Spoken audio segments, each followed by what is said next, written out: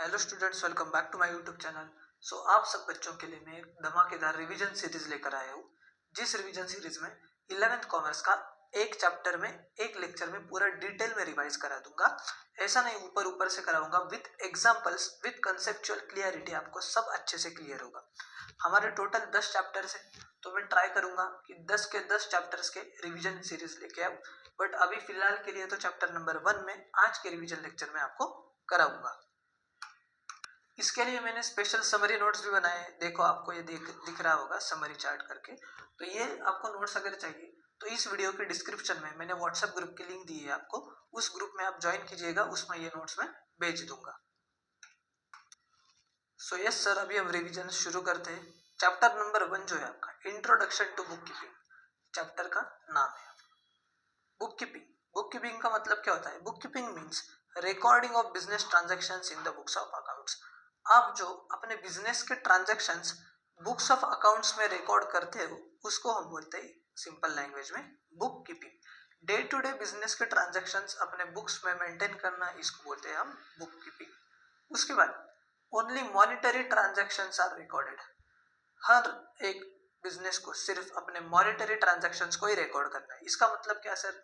कि जो in the form of money transactions आपने किए थे, जिसमें पैसा इन्वॉल्व है, वो सिर्फ आप रिकॉर्ड करोगे अपने बुक्स ऑफ अकाउंट्स में। नॉन मॉनिटरी ट्रांजैक्शंस आप बुक्स ऑफ अकाउंट्स में रिकॉर्ड नहीं करोगे। सर, नॉन मॉनिटरी ट्रांजैक्शंस का मतलब क्या होता है? एक बार समझाइए। ये देखो, फॉर एग्जाम्पल ये मैं हूं मिस्टर सीड, आपका अकाउंट्स टीचर। मैं गया, मेरे दोस्त का शॉप था, ठीक है, उसका नाम है मिस्टर सैम। मैं गया मेरे दोस्त के पास, मेरे को चाहिए था वॉशिंग पाउडर निरमा। क्या चाहिए था? Washing powder Nirma. उसको बोला यार मेरे को 1 kg का वॉशिंग पाउडर निरमा दो। उसने मेरे को निरमा दिया, उसके बदले मैंने उसको दिया कैडबरी। क्या दिया मैंने उसके बदले? कैडबरी। मेरे को एक बात बताओ, मैंने उसको पैसा दिया क्या सर? नहीं। तो हम सिर्फ मॉनिटरी ट्रांजैक्शंस रिकॉर्ड करते हैं अपने बुक्स ऑफ अकाउंट्स में। तो ये मिस्टर सैम अपने बिजनेस के बुक्स ऑफ अकाउंट्स में ये ट्रांजैक्शन रिकॉर्ड करेगा क्या? नहीं करेगा। क्यों सर? इसको आप बोलते हैं बार्टर सिस्टम। क्या बोलते हैं आप उसको? Barter system. एक चीज के बदले दूसरे चीज देना, एक्सचेंज ऑफ टू थिंग्स, उसको हम बोलते हैं बार्टर सिस्टम। अगर मैंने कैडबरी के बदले उसको पैसा अगर दिया होता तो उस केस में ये मिस्टर सैम जो बंदा है वो अपने बुक्स ऑफ अकाउंट्स में रिकॉर्डिंग करता कि बाबा 50 रुपए का ये दिया, मिस्टर सीड को दिया, एक्सेट्रा एक्सेट्रा एक्सेट्रा। ठीक है, तो समझा आपको बार्टर सिस्टम किसको बोलते हैं? Only monetary transactions are recorded, non monetary transactions हम रिकॉर्ड नहीं करते। उसके बाद methods of accounting, there are 3 methods of accounting. एक तो कैश बेसिस, दूसरा अक्रूवल बेसिस एंड तीसरा हाइब्रिड बेसिस। अभी एक एक का मीनिंग समझते हैं। Sir, cash basis, hybrid basis, accrual basis का मतलब क्या होता है? कैश बेसिस, कैश बेसिस में हम क्या करते हैं कि कैश मिला हमको, कैश रिसीव हुआ तो ही हम रिकॉर्ड करेंगे वो ट्रांजैक्शन, और हमने कैश का पेमेंट किया तो ही हम हमारे बुक्स ऑफ अकाउंट्स में रिकॉर्ड करेंगे। सर, इसका मतलब क्या होता है? नहीं समझा आपको? ओके, विथ एग्जांपल आपको अच्छे से समझाता हूँ। ये है बिजनेस, मेरा नाम है लिमिटेड। क्या नाम है सर? लिमिटेड। ठीक है, ये मेरी कंपनी है। क्या बनाती है ये कंपनी? ये बनाती है मेरी कंपनी शूज। ठीक है, ये बनाती है क्या? शूज बनाती है मेरी कंपनी है। अभी मैंने क्या किया? मैंने शूज बेचे। शूज क्या किए मैंने? सेल किए। उसके बदले मेरे को मिला पैसा। क्या मिला? पैसा मिले। शूज बेचे थे सर मैंने 1 जनवरी को, पैसा मिला मेरे को 1 फरवरी को। 1 फरवरी को। तो मैं रिकॉर्ड कब करूंगा? जब मेरे को पैसा मिला है तब मैं रिकॉर्ड करूंगा। मतलब 1 फरवरी को मैं ट्रांजैक्शन मेरे बुक्स ऑफ अकाउंट्स में रिकॉर्ड करूंगा। जब मेरे को पैसा मिला उस दिन ही मैं ट्रांजैक्शंस रिकॉर्ड करूंगा, जब मैंने शूज बेचे थे उस दिन मैं ट्रांजैक्शंस रिकॉर्ड नहीं करूंगा। मतलब जब पैसा आए तो मैं रिकॉर्ड करूंगा, जब पैसा बिजनेस से जाए तो मैं रिकॉर्ड करूंगा। सेम अगर क्या किया, मैंने कोई चीज ली मेरे बिजनेस के लिए, तो जब मैंने उसका पैसा दिया तभी मैं मेरे बुक्स ऑफ अकाउंट्स में रिकॉर्ड करूंगा उस ट्रांजैक्शन को। समझो मैंने 1 फरवरी को रॉ मटेरियल परचेस किया शूज बनाने के लिए। समझो मेरी मैन्युफैक्चरिंग कंपनी शूज बनाती है, तो 1 फरवरी को मैंने क्या किया, रॉ मटेरियल परचेस किया। 1 फरवरी को भी मैंने पैसा दिया, तो मैं बुक्स ऑफ अकाउंट्स में परचेसेस कब रिकॉर्ड करूंगा, 1 फरवरी को। इसको आप बोलते हैं कैश बेसिस ऑफ अकाउंटिंग। इतना समझा आपको कैश बेसिस ऑफ अकाउंटिंग का मतलब क्या होता है। उसके बाद अभी नेक्स्ट दूसरा जो होता है उसको हम बोलते हैं अक्रूवल बेसिस ऑफ अकाउंटिंग। क्या बोलते हैं sir, accrual basis of accounting. देखो यहाँ पे आपको नोट्स दिख रहे होंगे, ऑलरेडी मैंने प्रिपेयर किए थे। अक्रूवल बेसिस ऑफ अकाउंटिंग में क्या होता है कि रेवेन्यू मतलब पैसा जो है ना, वो पैसा आपको जब मिलेगा ना तब आप रिकॉर्ड करोगे। रेवेन्यू कब रिकॉर्ड करोगे, जब आप अर्न करोगे। एंड एक्सपेंसेस कब रिकॉर्ड करोगे, जब आप इनकर करोगे। उसका मतलब क्या होता है सर, अक्रूवल बेसिस का मतलब होता है इजी लैंग्वेज में क्रेडिट बेसिस। फॉर एग्जाम्पल ये मेरा बिजनेस है, आपको पता है नाम क्या है मेरे बिजनेस का, लिमिटेड। लिमिटेड। ये मेरी कंपनी क्या बनाती है सर, शूज बनाती है मेरी कंपनी। ओके सर, मैंने क्या किया, शूज बेचे, बराबर शूज बेचे मैंने कब, 1 जनवरी को। पैसा मेरे को मिलेगा इन फ्यूचर, समझो फरवरी मार्च में मिलेगा या फेब में मिलेगा, ये तो मार्च में मिलेगा सर, बराबर। तो मैं मेरे बुक्स ऑफ अकाउंट्स में कब रिकॉर्ड करूंगा ये ट्रांजैक्शन, जनवरी में, जब रेवेन्यू अर्न किया है मैंने। एक्चुअल पेमेंट नहीं आया है, बट मेरे को पता है कि पैसा तो ऑब्वियसली मेरे को मिलेगा, क्योंकि इस टाइम शूज बेचे मैंने तो ऑब्वियसली फ्री में नहीं बेचे मैंने, पैसा तो मेरे को मिलेगा। तो रेवेन्यू जब अर्न होगा, रेवेन्यू जब अर्न होगा तब मैं रिकॉर्ड करूंगा। मतलब इस केस में मैं 1 जनवरी को एंट्री करूंगा, ठीक है। उसका उल्टा समझो, मैंने रॉ मटेरियल परचेस किए 1 फरवरी को, पैसा दिया मैंने 1 जून को, पैसा दूंगा मतलब 1 जून को। मैं कब रिकॉर्ड करूंगा पेमेंट, मतलब एक्सपेंसेस मेरे बुक्स ऑफ अकाउंट्स में कब रिकॉर्ड करूंगा, 1 फरवरी को, जब मैंने एक्सपेंसेस इनकर किए। लाइबिलिटी जब अराइज हुई मेरी पेमेंट करने की, तब मैं रिकॉर्ड करूंगा। जब मैं कैश में पेमेंट करूंगा तब ये एंट्री नहीं होगी, मतलब जून में एंट्री नहीं करूंगा, मैं फरवरी में एंट्री करूंगा। ये हो गया आपका accrual basis of accounting. Cash basis में क्या करते थे सर हम, इजी लैंग्वेज में बताता हूँ, जब पैसा मिलेगा तो एंट्री करेंगे, पैसा जाएगा तो एंट्री करेंगे बुक्स ऑफ अकाउंट्स में। अक्रूवल बेसिस में पैसा आए या जाए we don't care at all. जब मैंने रेवेन्यू अर्न किया है या जब मैंने एक्सपेंसेस इनकर किए, तो उस केस में मैं मेरे बुक्स ऑफ अकाउंट्स में उसका रिकॉर्डिंग करूंगा। ये आपको समझा, cash basis and accrual basis बहुत डिटेल में मैंने आपको एक्सप्लेन किया है। उसके बाद है हमारा हाइब्रिड बेसिस। हाइब्रिड बेसिस मतलब क्या है, रगड़ा patties, cash basis plus accrual basis का कॉम्बिनेशन। उसके बाद ट्रांजैक्शन। ट्रांजैक्शन का मतलब आपको दिया है मैंने, transaction means exchange of goods and services between persons for money और मनीज वर्थ। क्या बोला है सर, हम गुड्स एंड सर्विसेज एक्सचेंज कर रहे हैं मनीज एंड मनीज वर्थ के लिए। मतलब क्या, मैंने शैम्पू लिया पैसा दिया, मैंने गुड्स परचेस किए पैसा दिया।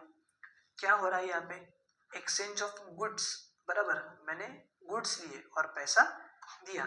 समझो मैंने ली हेयर कटिंग की सर्विस, तो क्या है, उस बंदे ने क्या किया, मेरे को हेयर कटिंग की सर्विस दी, मैंने उसको दिया पैसा, मनी। मनीज वर्थ मतलब क्या, मैंने बैंक का चेक दिया, डिमांड ड्राफ्ट दिया, उसको बोलते हैं मनीज वर्थ।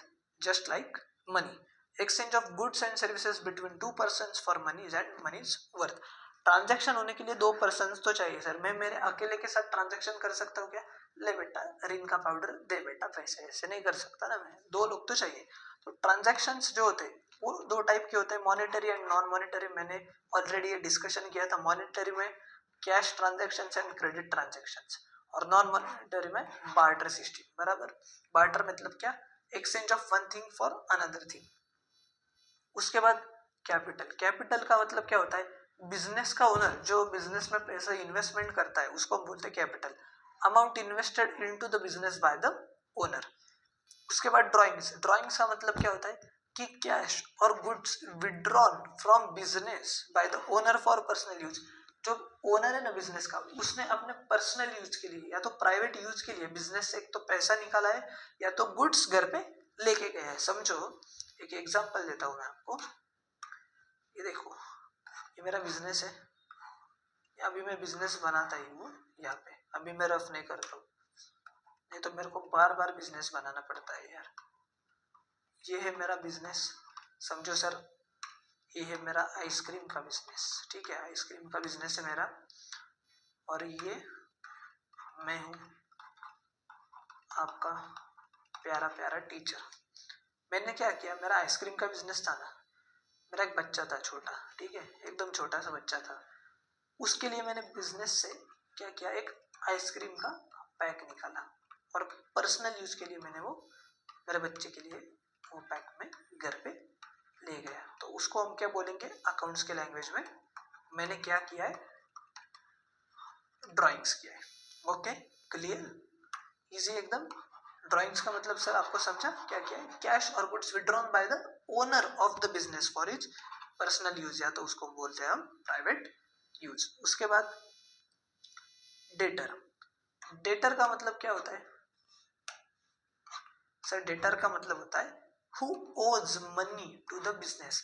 मतलब क्या, कि जिसको बिजनेस को पैसा देना है उसको हम बोलते हैं डेटर। जिस बंदे को बिजनेस को पैसा देना बाकी है उसको हम बोलते हैं डेटर।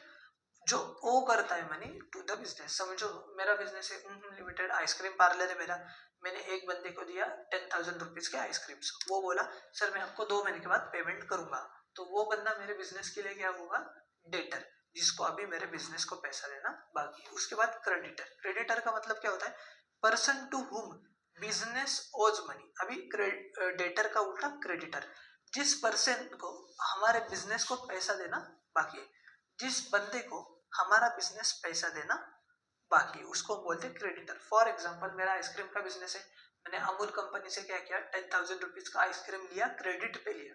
उसको बोला अमूल कंपनी को सर मैं आपको आइसक्रीम के पैसे दूंगा 1 महीने के बाद। तो मेरे बिजनेस के लिए अमूल कंपनी क्या हो गई, क्रेडिटर, जिसको हमारे बिजनेस को पैसा देना बाकी है, पर्सन टू होम बिजनेस ओज मनी। अभी लाइबिलिटी बिजनेस पे, डेटर के केस में लाइबिलिटी उस पर्सन पे थी। उसके बाद बैड डेट्स मतलब क्या, irrecoverable amount from a debtor. जो अमाउंट रिकवर होगी नहीं हमारे डेटर से उसको बोलते हैं बैड डेट्स। समझो, उस बंदे को दिया था मैंने 10,000 रुपीज का आइसक्रीम, वो बोला था 2 महीने के बाद पेमेंट करेगा, वो निकला चालाक, एकदम चालाक निकला। उसने क्या किया, उसने ना मेरे को 8,000 रुपीज दिए, बोला सर मेरा अभी तो फाइनेंशियल कंडीशन बहुत खराब है, मेरे पास पैसे नहीं है, 8,000 ले लो। उसने क्या किया, मेरे को 2,000 रुपीज का लगाया चूना। क्या लगाया, चूना। तो उसको बोलते हैं हम अकाउंटिंग की लैंग्वेज में bad debts, irrecoverable amount from the debtor. उसके बाद नेक्स्ट एक्सपेंडिचर। एक्सपेंडिचर मतलब क्या सर, खर्चा, बराबर, amount spend by the business for any consideration received by the business. पैसा खर्च किया है बिजनेस ने, क्यों, उसको कोई तो बेनिफिट हुआ होगा। कंसिडरेशन मतलब क्या, कुछ तो बेनिफिट मिला होगा बाय द बिजनेस। मेरे को एक बताओ, मैंने रॉ मटेरियल परचेस किया, मैंने क्या किया, एक्सपेंडिचर किया, पैसा तो देना होगा ना, बट मेरे को बेनिफिट क्या मिलेगा, रॉ मटेरियल से मैं गुड्स बनाऊंगा और मार्केट में बेचूंगा।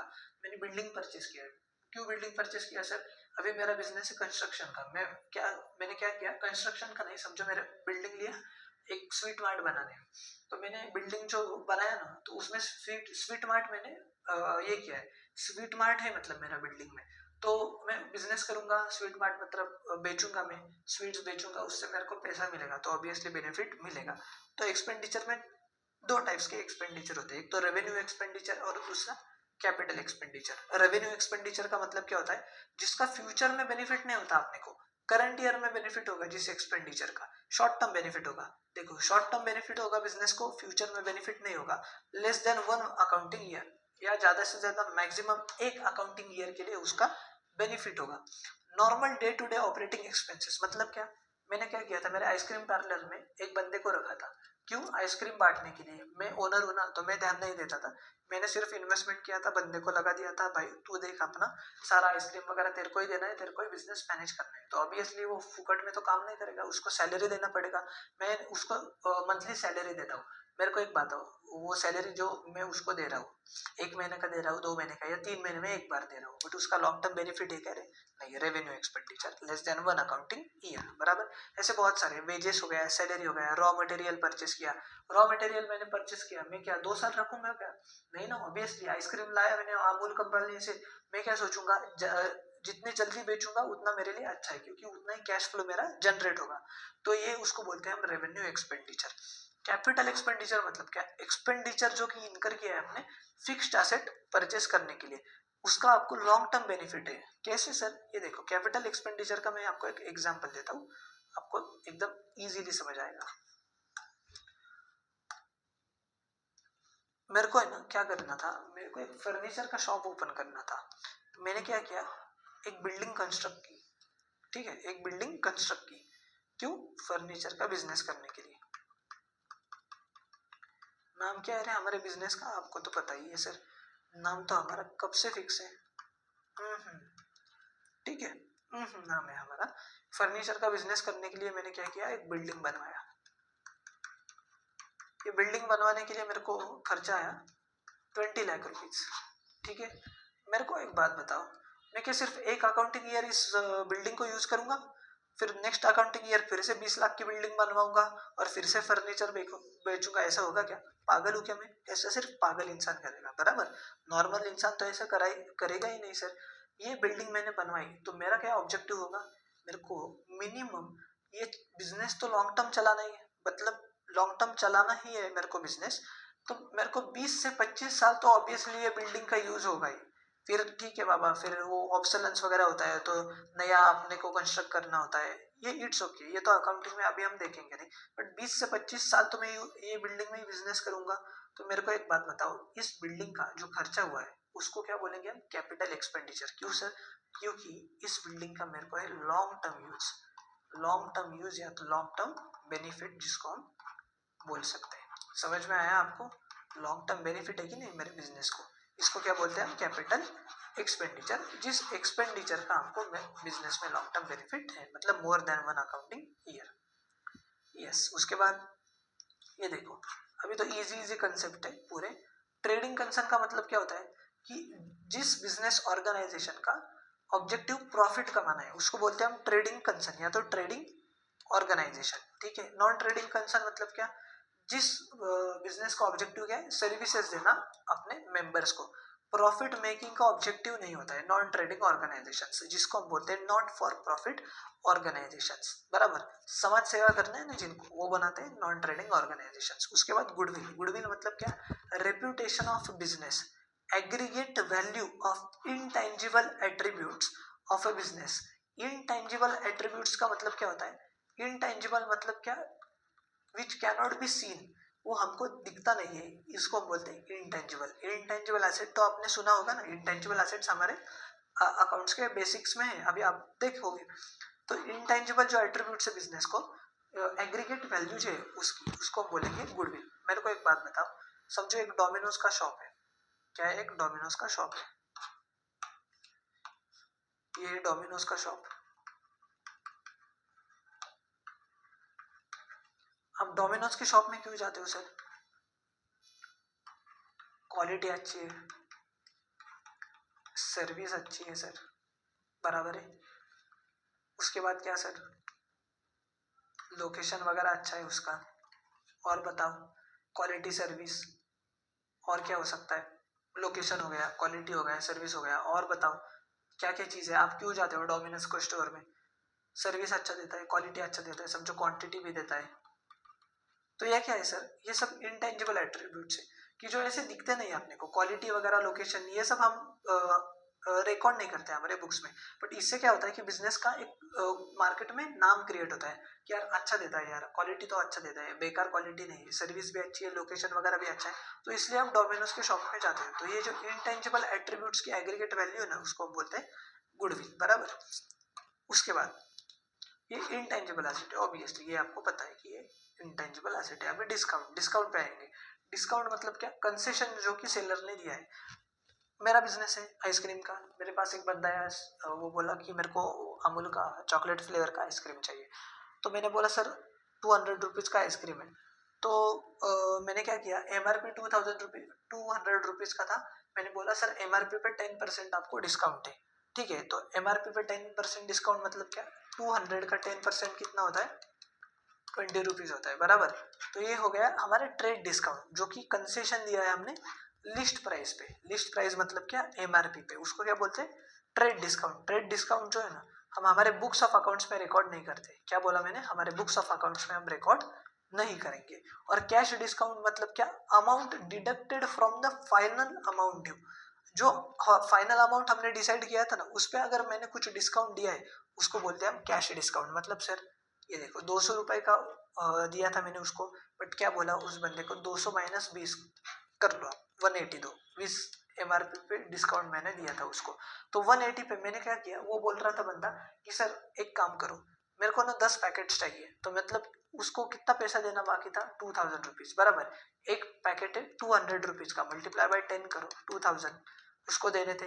बट मैंने MRP पे जो डिस्काउंट दिया था, मतलब ट्रेड डिस्काउंट दिया था, तो 2000 रुपीज का 10% कितना होता है सर, 200 रुपये होता है, बराबर।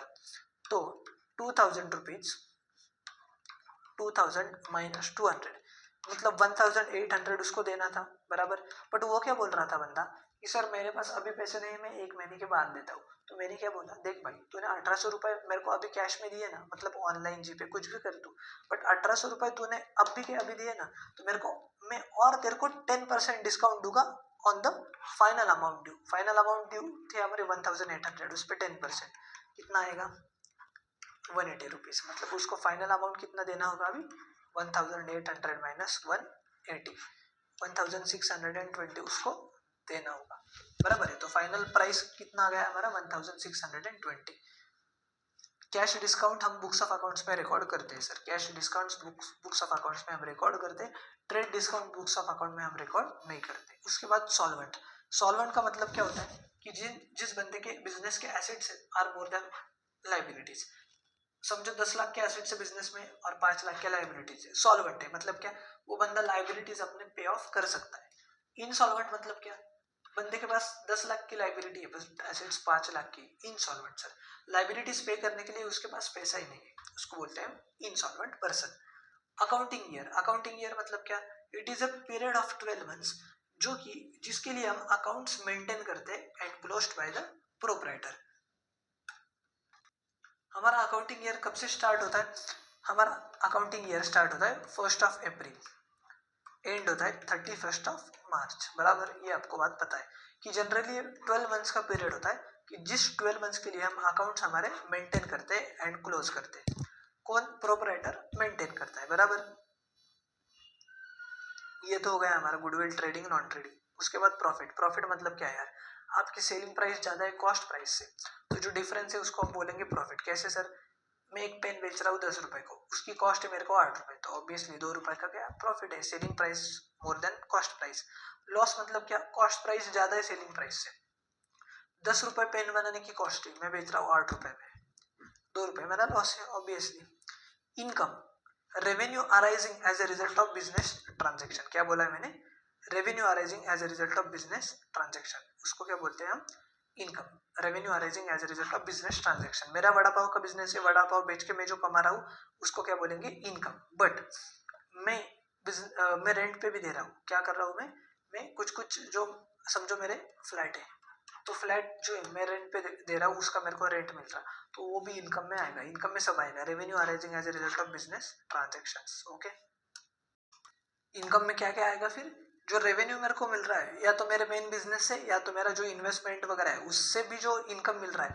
मेरा वड़ा पाव का बिजनेस था, मेरे 2 फ्लैट भी थे, वड़ा पाव से जो पैसा आ रहा है वो भी इनकम है मेरा, फ्लैट से जो रेंट आ रहा है वो भी इनकम है मेरा। बट रेवेन्यू का उसका उल्टा है, इनकम जो कि मिल रहा है मेरे को मेरे नॉर्मल बिजनेस एक्टिविटी। मतलब क्या, मेरा वड़ा पाव का जो बिजनेस है ना, तो वड़ा पाव बेच के जो पैसा मिल रहा है वो सिर्फ मेरा रेवेन्यू में काउंट होगा। इनकम में दोनों काउंट होते हैं, direct income, indirect income. Direct income मतलब मेन बिजनेस एक्टिविटी वाला, इनडायरेक्ट इनकम मतलब जो मेन बिजनेस एक्टिविटी छोड़ के जो मेरा पैसिव इनकम है उसको बोल सकते हैं इनकम। ओके, उसके बाद एसेट्स। एसेट्स का मतलब क्या होता है, एनी फिजिकल थिंग जो जिसके पास जो कि ओन्ड है, that has a monetary value, owned by the business. Business की बिजनेस की ओनरशिप है उस चीज पे जिसकी मॉनेटरी वैल्यू है और वो फिजिकल थिंग है। समझो मैं क्लासेस लेता हूँ, बराबर है, आपके लिए फिर यूट्यूब रिवीजन वगैरह भी डालता हूँ, ये आपको पता है। D10 में रिवीजन सीरीज अपनी चल रही है, तो ऑब्वियसली यूट्यूब पे लिंक है सारे लेक्चर्स का, प्लेलिस्ट में जाके अकाउंट्स का देखना है, डिटेल में भी लेक्चर्स मैंने अपलोड किए। ओके, तो मेरा किसका बिजनेस है, मैं ट्यूशंस लेता हूँ।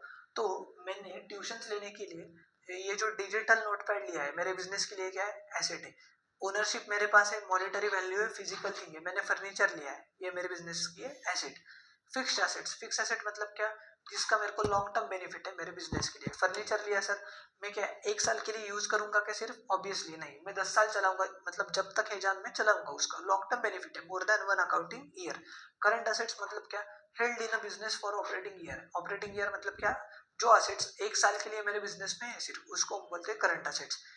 कैश, मेरे को एक बताओ, कैश क्या एक साल में पूजा करके बैठूंगा क्या उसका, नहीं ना, कैश यूज करूंगा, मेरी करंट एसेट है, आज है तो कल नहीं है, बराबर। उसके बाद रॉ मटेरियल परचेस किया, बट मतलब क्या, स्टॉक है मेरे बिजनेस में, स्टॉक भी मेरा करंट एसेट है, आज है कल होगा क्या नहीं होगा मेरे को पता नहीं, ऑपरेटिंग ईयर में जिसको हम यूज करते हैं। फिक्टिशियस एसेट मतलब क्या, assets not represented by tangible position और प्रॉपर्टी।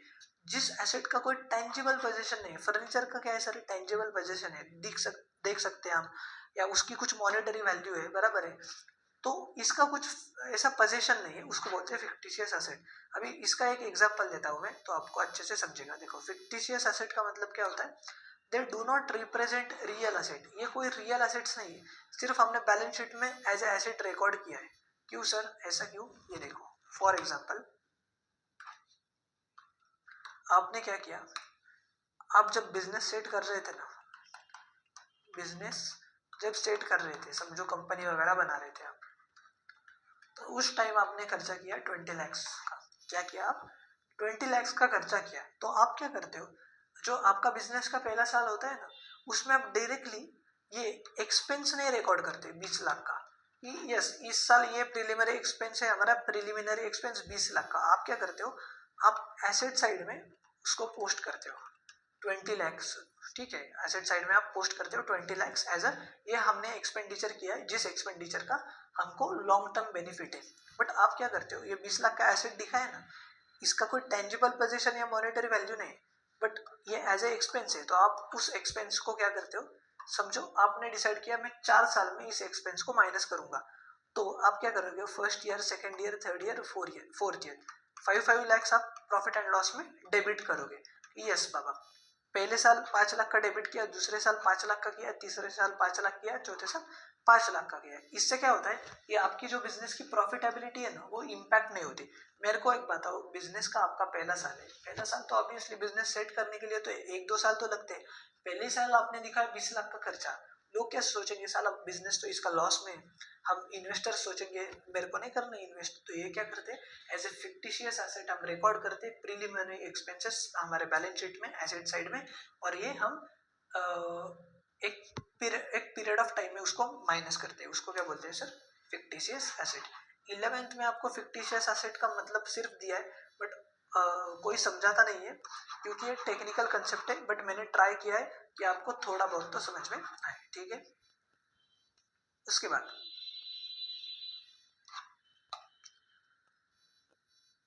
यस सर, उसके बाद हमारा बचा है अभी लाइबिलिटीज, लास्ट टॉपिक हमारा, ये तो सब हुआ है अपना। लाइबिलिटीज, लाइबिलिटीज मतलब क्या, amount payable by business, business को कुछ पैसा देना बाकी है, उसको बोलते हैं लाइबिलिटीज। अमाउंट पेएबल है बिजनेस को, उसमें भी there are 2 types of liabilities. Fixed liabilities मतलब क्या, जो ओनर ने कैपिटल इन्वेस्ट किया है बिजनेस में, या लॉन्ग टर्म लोन्स लिए, बैंक से मैंने लोन दिया है और ये लोन मेरे को 10 साल में रीपे करना है, बराबर है, ये फिक्स लाइबिलिटी मेरी 10 साल तो हमारे बुक्स ऑफ अकाउंट्स में ये दिखेगा आपको कि as a liability. Current liability मतलब क्या, शॉर्ट टर्म लाइबिलिटी, मतलब मैंने क्या किया था, मैंने मेरा नया बिजनेस जब सेटअप किया था अमूल का स्टोर, तो मैंने 10,000 रुपीज का जो अमूल का आइसक्रीम है, तो वो मैंने 3 महीने के क्रेडिट पे परचेस किया था, मतलब मैंने पैसे दिए नहीं था, उसको बोला था 3 महीने में आपको पेमेंट कर दूंगा। तो मेरी करंट लाइबिलिटी है ना, ये 3 महीने में मेरे को पेमेंट करना है, शॉर्ट टर्म लाइबिलिटी मेरे, 3 महीने के बाद मेरे बैलेंस शीट में दिखेगी ये लाइबिलिटी? नहीं सर, नहीं दिखेगी। उसके बाद नेटवर्थ। नेटवर्थ मतलब क्या? Funds provided by the proprietor. जो पैसा प्रोप्राइटर देता है उसको बोलते हैं नेटवर्थ या तो ओनर्स इक्विटी। कैपिटल लिया है ओनर ने, बराबर है। उसके बाद कैपिटल लिया है, ये नेटवर्थ में आएगा। प्रॉफिट हुआ है हमने बिजनेस करके, ये हमारे नेटवर्थ में आएगा। कुछ रिजर्व वगैरह होंगे, रिजर्व्स आपको पता है, बराबर, अमाउंट जो ओनर साइड में रखता है फ्यूचर एक्सपेंशन बिजनेस के लिए, ये सब आएगा आपके नेटवर्थ में। ओके, क्लियर है सर आपको? पूरा ये चैप्टर नंबर 1 मैंने एकदम आसानी से डिस्कस किया है। सारा जो कंसेप्चुअल पार्ट था, जो कि डिफिकल्ट लगता था बच्चों को, पूरे जो टर्मिनोलॉजीज है, अकाउंटिंग टर्मिनोलॉजीज, सारे मैंने डिस्कस किए थे। अगर कुछ डाउट होगा तो डोंट वरी, मेरे को आप मैसेज कर सकते हो। मैंने आपको ऑलरेडी नंबर दिया था मेरा, ये मेरा व्हाट्सएप का नंबर है, आप मेरे को व्हाट्सएप मैसेज करके पूछ सकते हो कोई भी डाउट होगा तो। और अगर आपको ये लेक्चर पसंद आया होगा ना, तो प्लीज़ इस लेक्चर के कमेंट सेक्शन में प्लीज़ कमेंट कीजिएगा, तो मेरे को भी मोटिवेशन मिलता है सर कि आपको समझ आ रहा है, आप ये वीडियोस देख रहे हो, आपको पसंद आ रहा है। ठीक है, सो यस बेटा, आज के लिए बस इतना ही। अगर आपको ये लेक्चर पसंद आया होगा तो लाइक कीजिए, चैनल को सब्सक्राइब कीजिए एंड अपने दोस्तों के साथ भी ज़रूर शेयर कीजिएगा। Tata, bye bye.